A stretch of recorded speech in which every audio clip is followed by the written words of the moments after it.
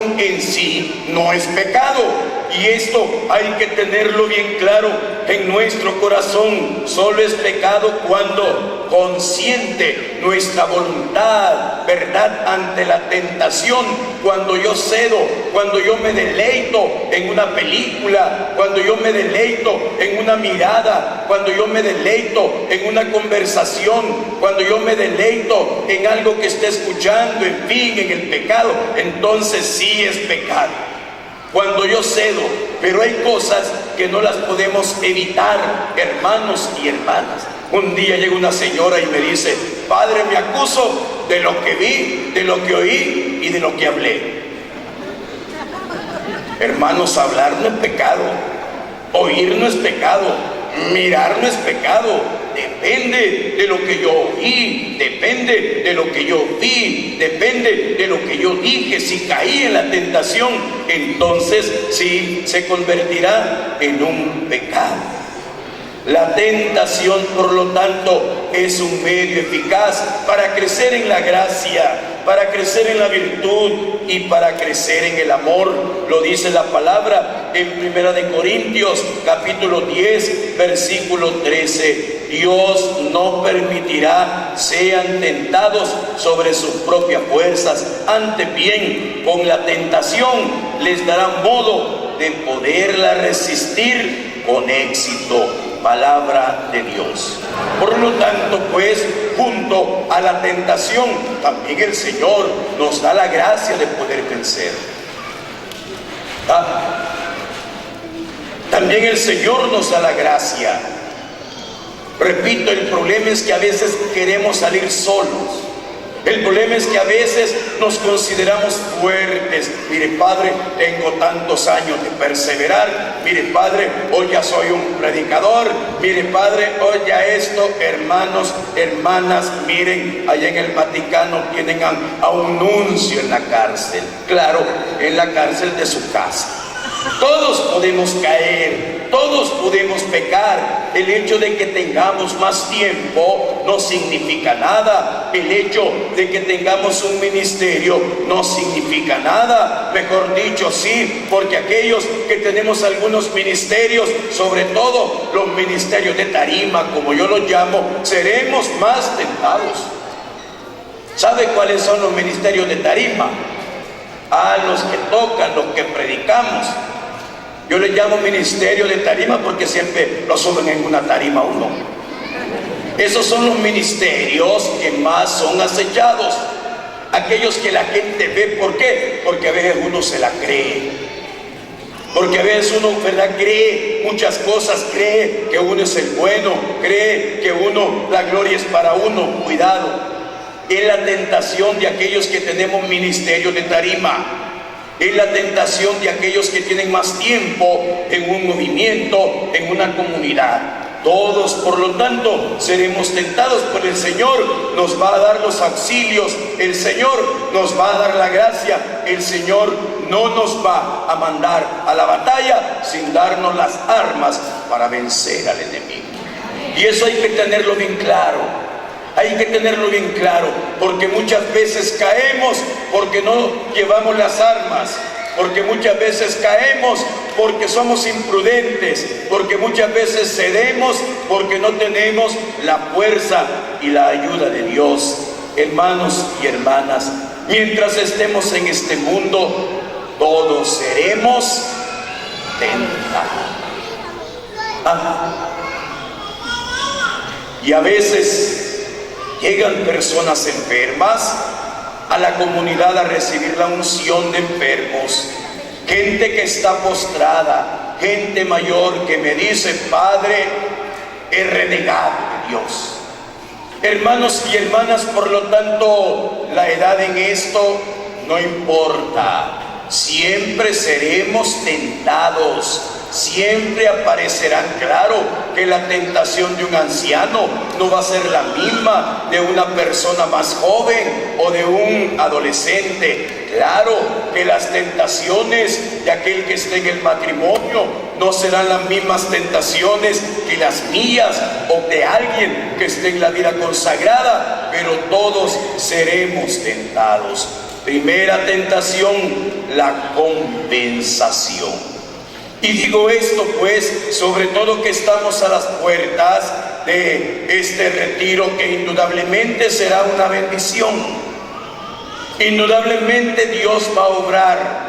Indudablemente Dios se va a manifestar, y de esto no cabe la menor duda, porque lo hemos orado, han orado ustedes, hemos orado nosotros, y hoy lo estamos poniendo en las manos del Señor. Pero recuerde que cuando algo será de bendición, el enemigo también hará acto de presencia. Y no digamos la carne, y no digamos mi carne, y no digamos la concupiscencia, y no digamos los apetitos desordenados que hay dentro de mí. Primera tentación, lo vamos a llamar la compensación. La compensación. Ojo, ¿en qué consiste la compensación? Consiste en no descubrir que el corazón debe estar vacío del mundo y ser llenado por el Señor. Solamente satisfacer lo tangible, lo que vemos, lo que tocamos. Aquel, ¿verdad?, que no vacía su corazón del mundo. Aquel que no vacía su corazón de lo material, porque sabemos que nada de lo material nos va a dar salvación. Y entonces, ¿verdad?, no lo llena de Dios. Y si no lo llena de Dios, su corazón se irá llenando de otros apetitos, se irá llenando de la diversión, se irá llenando del trabajo, se irá llenando de tantas cosas. Segundo, el cansancio. Y el cansancio llega cuando creemos que hemos trabajado en vano, que los esfuerzos no dan fruto, que es inútil todo lo que hacemos, y entonces nos desanimamos. Ojo con esta tentación. Le llamamos, claro, pues que si usted está jalando sillas todo el día, se va a cansar, pero no estamos hablando de ese cansancio. Estamos hablando sobre todo pues de pensar que se trabaja en vano. No para qué, si siempre es lo mismo. No para qué, si la gente nunca agradece. No para qué, aquel que cree que trabaja en vano. Y miren, hermanos y hermanas, sobre todo en este tipo de encuentros, en este tipo de congresos, es fácil esa tentación. ¿Sabe por qué? Porque uno no puede medir el bien que hace. Un día llegó una jovencita con un niño y dijo: gracias al padre Martín quedé embarazada. No, mentira. Hay que saber dar los testimonios porque ya han dicho eso.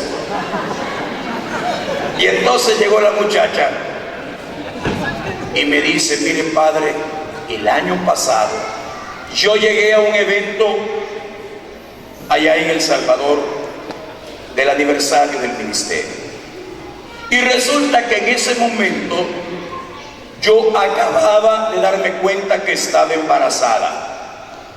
El muchacho no se hizo cargo como siempre y se fue, y entonces había tomado la decisión de abortar.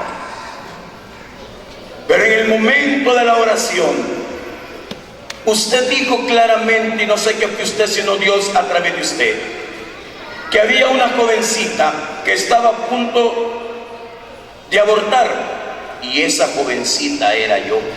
Pero gracias a esas palabras agarré fuerza, no aborté, y aquí está la criatura. Hermanos y hermanas, usted no sabe el bien que se hace.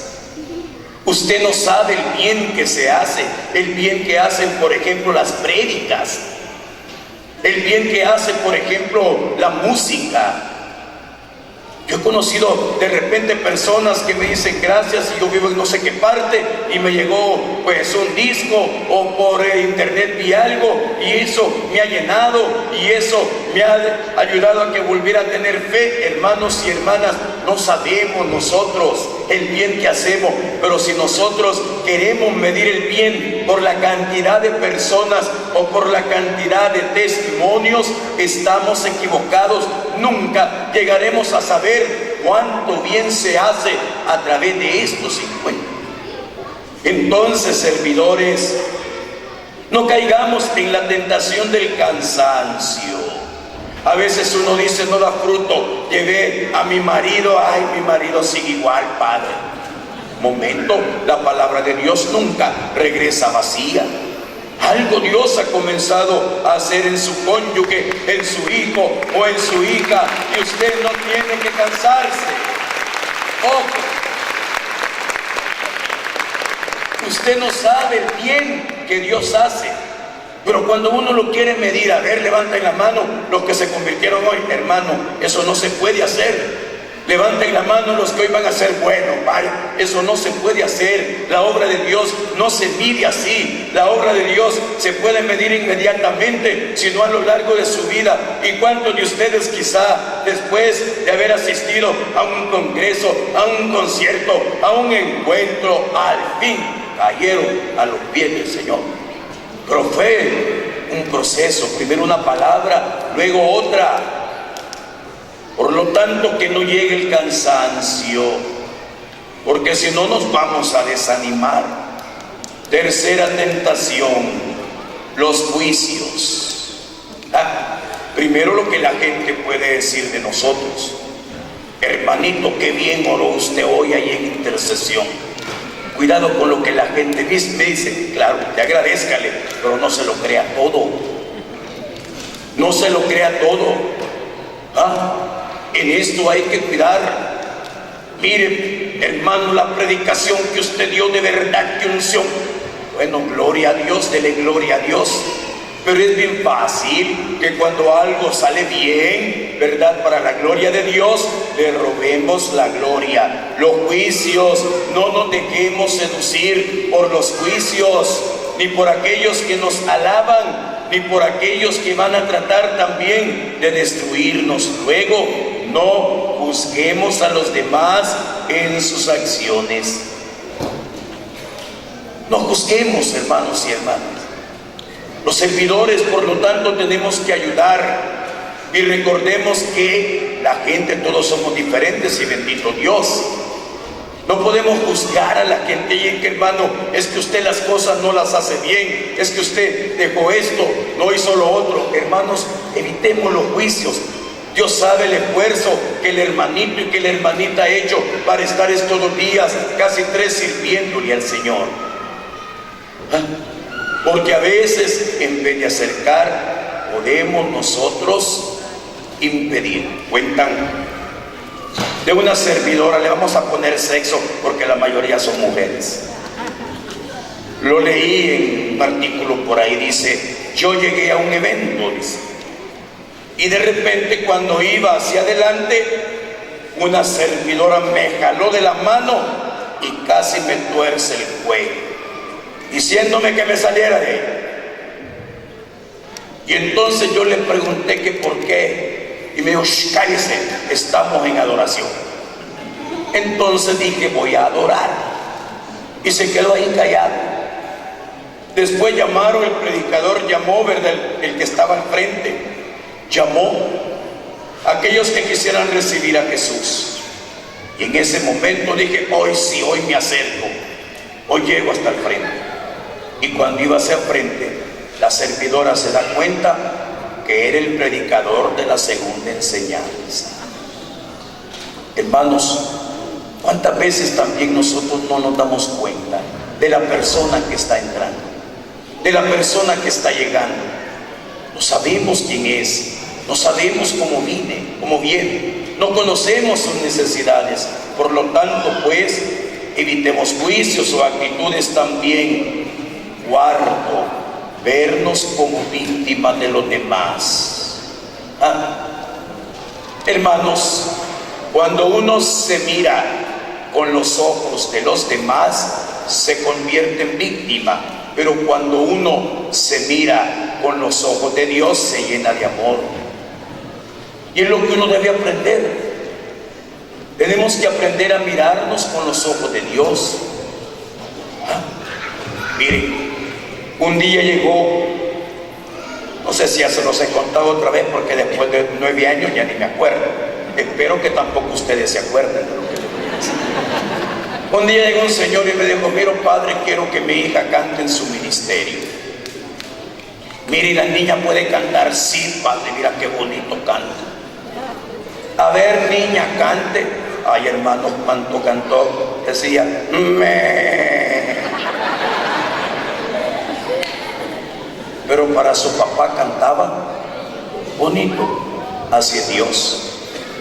Aunque para los demás no cantemos bonito, pero para Él sí cantamos bonito. ¿Por qué? Porque Él tiene un oído de padre. El oído, claro, que la niña no se quedó en el ministerio, no me va a pensar que es una de ellas. A ver, cante, niña. Igual que un coro que hicimos allá en la parroquia. Bueno, padre, ya estamos listos, ya están listos, sí. A ver, canten. Y después de que cantaron, claro, en broma se lo dije: bien, de ahora en adelante ustedes van a cantar la misa los domingos, y cuando los inviten van a poder cantar una misa. Solamente no podrán cantar un tipo de misa.